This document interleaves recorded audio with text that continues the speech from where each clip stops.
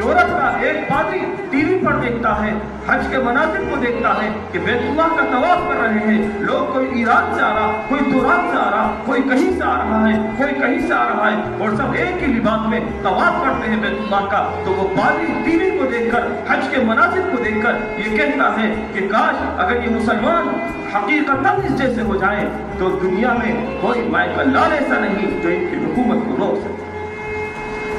اگر سب بیت اللہ کی طرف رخ کر لیں، جیسے بیت اللہ کی طرف طواف کرتے ہیں، رخ کرتے ہیں، تمام ایک ہو جاتے ہیں، ہر عمل وہ کرتے ہیں جو ایک دوسرا بھائی کرتا ہے، جو نبی پاک علیہ السلام نے بتایا ہے وہ عمل کرتے ہیں. تو بعد یہ کہنے پر مجبور ہو گیا کہ مسلمانوں کا دین اتنا شاندار دین ہے، اگر یہ اپنے دین پر چلیں گے تو شاید ان کو کوئی روک نہ پائے گا، پوری دنیا میں یہ حکومت کر پائیں گے، پوری دنیا میں اسلامی نظام کو نافذ کر پائیں گے. بعد یہ کہنے پر مجبور ہو گئے.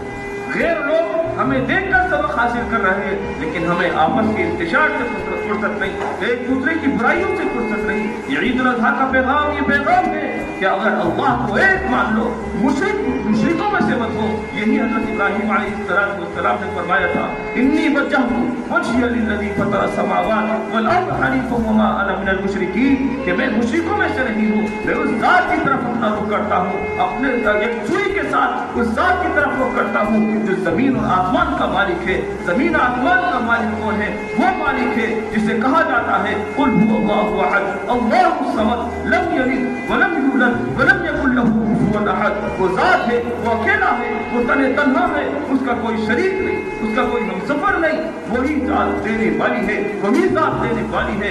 آپ موجوں کو دیکھیں، آپ پیڑوں کو دیکھیں، آپ پھلوں کو دیکھیں، آپ سمندر کی موجوں کو دیکھیں، ستارے گردش کر رہے ہیں، وہ ذات ہے. اس وجہ سے ستارے گردش کر رہے ہیں، چاند اپنے وقت پر نکل رہا ہے، سورج اپنے وقت پر نکل رہا ہے. معلوم ہوا کہ ایک ذات ہے جو یہ سب نظام چلانے والی ہے.